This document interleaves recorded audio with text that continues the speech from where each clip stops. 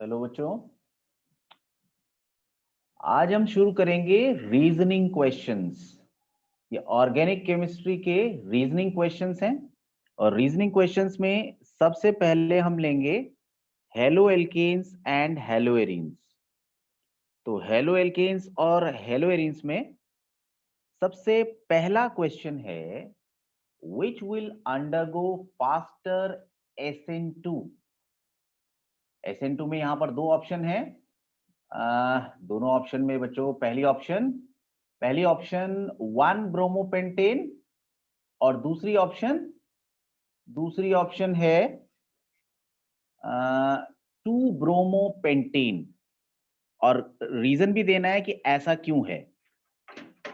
तो इसके लिए बच्चों हमें पहले ध्यान करना पड़ेगा कि पहले 1 ब्रोमोपेंटेन जाएगा या 2 ब्रोमोपेंटेन जाएगा, तो उसके लिए कौन से फैक्टर रिस्पॉन्सिबल होते हैं। SN2 रिएक्शन में ऑलवेज अटैक कैसे होता है, फ्रॉम द बैक साइड होता है। जैसे ये कार्बन है और ये हमारे डिफरेंट ग्रुप कनेक्टेड है, ये माना हमारा वीकर न्यूक्लियोफाइल है कोई, तो ऑलवेज जो अटैक होता है स्ट्रॉन्गर न्यूक्लियोफाइल का फ्रॉम द बैक साइड होता है और धीरे धीरे वीकर न्यूक्लियोफाइल बाहर निकलता है। तो इसके अंदर जो लॉजिक हमने डिस्कस किया है बच्चों, वो क्या है, वो स्टेरिक हिंड्रेंस है। अगर स्टेरिक हिंड्रेंस ज्यादा होगी, बल्कियर ग्रुप लगे होंगे कार्बन से, तो उस केस में बैक साइड से न्यूक्लियोफाइल का अटैक करना मुश्किल हो जाएगा। तो सबसे कम स्टेरिक हिंड्रेंस होती है हमारी 1 डिग्री में। 1 डिग्री कार्बन में सिर्फ एक ही मिथाइल कनेक्टेड है। उससे ज्यादा स्टेरिक हिंड्रेंस 2 डिग्री में होती है। तो 2 degree comparatively SN2 laser speed से जाएगा और सबसे कम 3 डिग्री।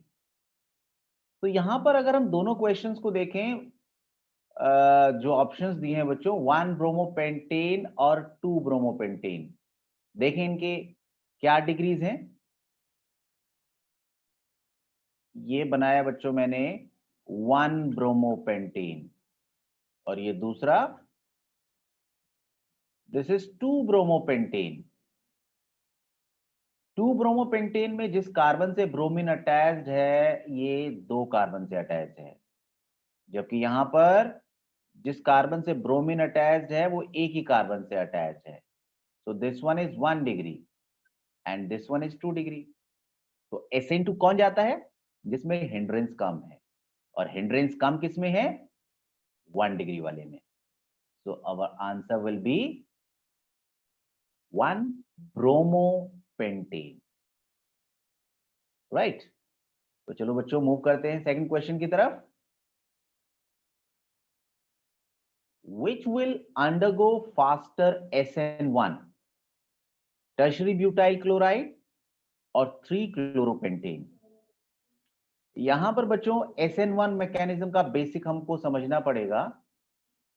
SN1 फास्टर जाने के लिए जो कारण होता है वो हमने पढ़ा, स्टेबिलिटी ऑफ कार्बोकैटायन। अगर कार्बोकैटायन स्टेबल बनता है तब SN1 मैकेनिज्म फॉलो होता है। अगर मैं तीनों टाइप के कार्बोकैटायंस यहां पर ड्रॉ कर दूं, ये हमारा 1 डिग्री कार्बोकैटायन है, ये 2 डिग्री कार्बोकैटायन जिस कार्बन पे पॉजिटिव चार्ज है, that is directly connected to 2 carbon atom. और एट लास्ट बच्चों यहां पर 3 डिग्री कार्बोकैटायन।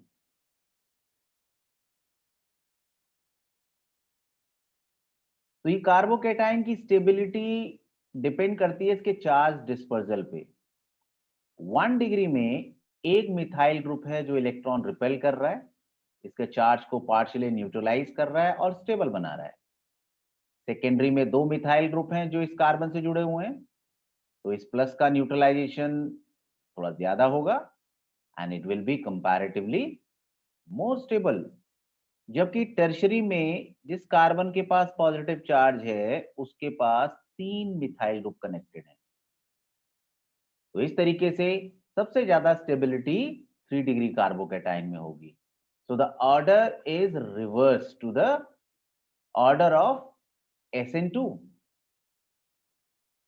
SN2 में स्टेरिक हिंड्रेंस देखते हैं, जबकि SN1 में स्टेबिलिटी ऑफ कार्बोकैटायन। तो एग्जांपल है tertiary butyl chloride. This is tertiary butyl, ये हो गया क्लोराइड। और 3 क्लोरोपेंटेन, 5 कार्बन एटम की चेन और थर्ड पोजीशन पे क्लोरीन। अगर ये बच्चों क्लोरीन निकलेगा एज अ क्लोराइड आयन तो बनेगा टर्शियरी कार्बोकैटायन, जबकि यहां पर जब ये क्लोराइड आयन निकलेगा तो ये बन रहा है secondary carbocation. And which one is more stable? 3 degree is more stable. क्योंकि 3 डिग्री ज्यादा स्टेबल है तो answer will B tertiary butyl chloride will undergo SN1 faster. Now, question number 3. Which gets hydrolyzed easily by aqueous KOH? 1 or 2 chlorobutane? ये है बच्चों 1 chlorobutane and this one is 2 chlorobutane. जो aqueous KOH से हम reaction करते हैं ये हमारी SN1 मैकेनिज्म फॉलो करती है, और SN1 मैकेनिज्म के लिए स्टेबिलिटी ऑफ कार्बोकैटायन को देखा जाता है। In this case the carbocation formed will be 1 degree, जबकि 2 क्लोरोब्यूटेन में the carbocation formed will be 2 degree.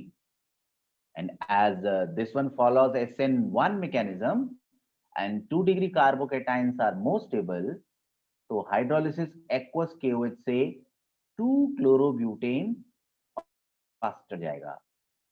यहां पर बच्चों Cl निकलेगा as a Cl minus, carbocation बनेगा और फिर कौन सा स्ट्रॉन्गर न्यूक्लियोफाइल अटैक करेगा?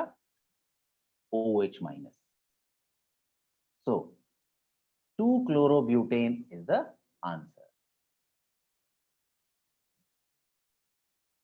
फोर्थ क्वेश्चन है बच्चों, CCl bond in chlorobenzene is shorter than in CH3Cl. Why? Chlorobenzene क्या होता है? बेंजीन के ऊपर क्लोरीन एटम, और मिथाइल क्लोराइड CH3Cl। अब क्वेश्चन है कि CCl बॉन्ड छोटा क्यों है? इसके बच्चों 2 कारण हैं। सबसे पहला, ये जो बेंजीन का कार्बन है ये डबल बॉन्ड बना रहा है।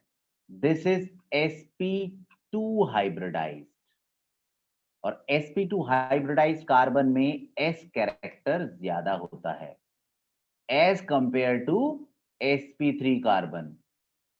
ये CH3 में सारे सिंगल बॉन्ड है, this one is having sp3 hybridisation. और दूसरा कारण, ये क्लोरीन जब बेंजीन से कनेक्ट होगा तो it will create partial double bond character. तो यहां इलेक्ट्रॉन पेयर डोनेट होते हैं तो यहां डबल बॉन्ड डेवलप हो जाता है, और डबल बॉन्ड स्ट्रॉन्ग होता है सिंगल बॉन्ड से। तो यहां पर 2 कारण हुए। कारण number 1, carbon of benzene is sp2 hybridized. This is the first reason. And the second reason is जो CCl बॉन्ड है इसमें रेजोनेंस है, रेजोनेंस इन क्लोरोबेंजीन, और उसकी वजह से क्या होगा?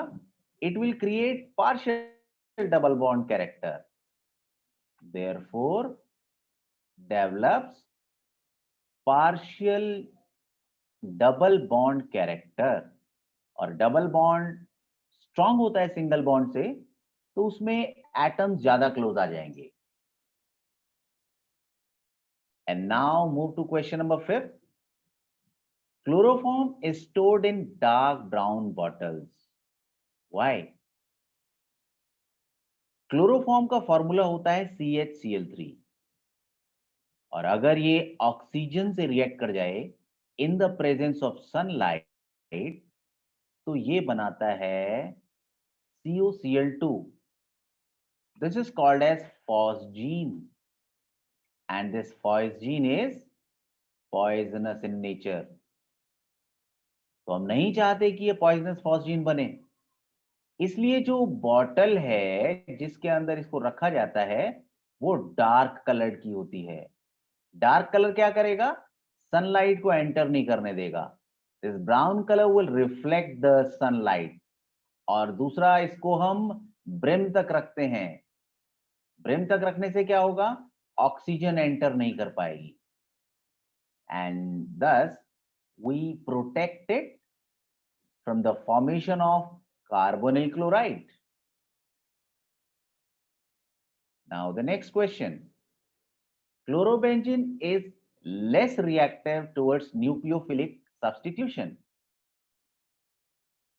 ये जो बच्चों बेंजीन है ये ऑलरेडी इलेक्ट्रॉन रिच है, इसमें पाई इलेक्ट्रॉन क्लाउड है, and this pi electron cloud which is negative in nature, it doesn't allow the nucleophile to attack. क्योंकि माइनस और माइनस में क्या होगा बच्चों? माइनस और माइनस में रिपल्शन होगा, and thus the benzene is not susceptible for this nucleophilic attack. और अब तो हम बात कर रहे हैं क्लोरोबेंजीन की, जिसमें लोन पेयर ऑफ इलेक्ट्रॉन्स हैं, and lone pair of electrons further resonance से डोनेट होते हैं रिंग में, which further increases the negative charge on benzene and thus repels the nucleophile and make the substitution difficult. Main answer क्या लिखेंगे?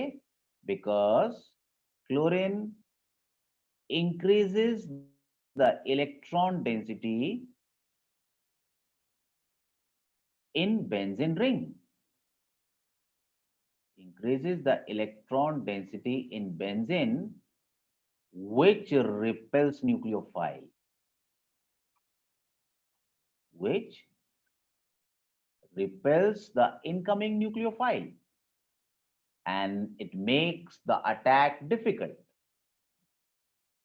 Now, the next question is, Rx is though polar, yet is immiscible in water. बच्चों, water में आपने पढ़ा होगा hydrogen bond होते हैं, O के पास partial negative charge because this is more electronegative, और H के पास positive charge.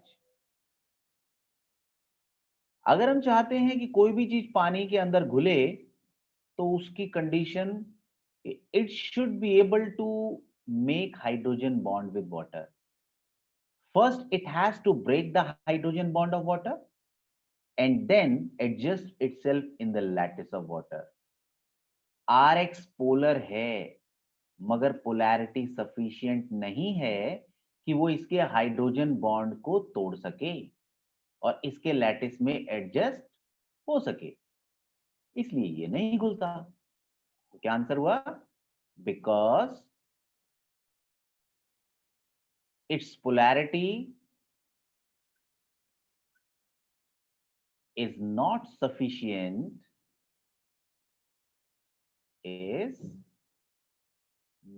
sufficient to break the H bond of water. अब जब वो बॉन्ड ही नहीं तोड़ पाएगा तो लैटिस में एडजस्ट कैसे होगा? Hence it is immiscible. Next question है बच्चों 8, Grignard reagent should be prepared under anhydrous condition. Grignard reagent होता है बच्चों alkyl magnesium halide, and this is very reactive. ये किसी भी प्रोटॉन डोनर से, इवन माइल्ड प्रोटॉन डोनर से रिएक्ट कर सकता है। This bond breaks, H connect with R, OH connect with Mg, and it forms alkane and this byproduct MgOH.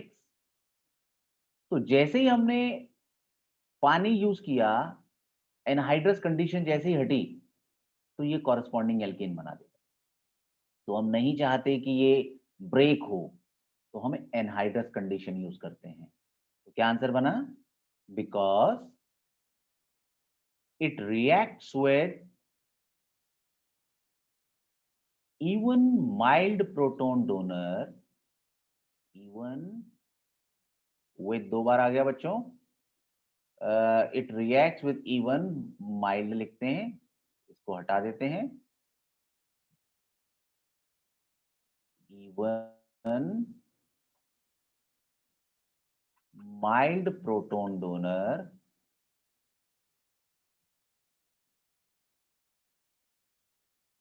and form corresponding hydrocarbon and forms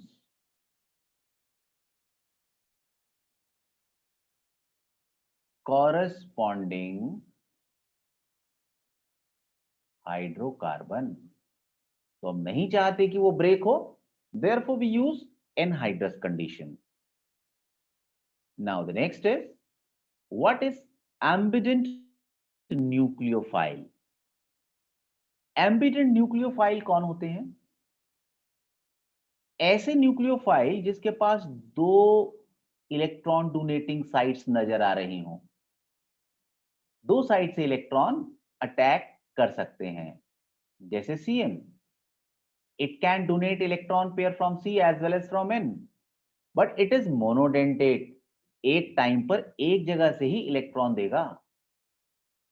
NO2, it can donate electron pair from N as well as it can donate electron pair from O. तो ये क्या हुए?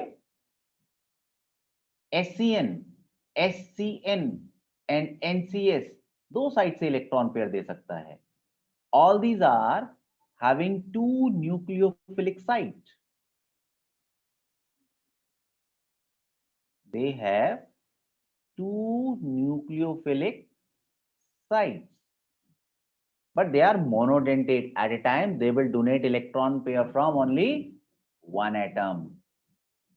And the next question is, which will undergo SN2 faster?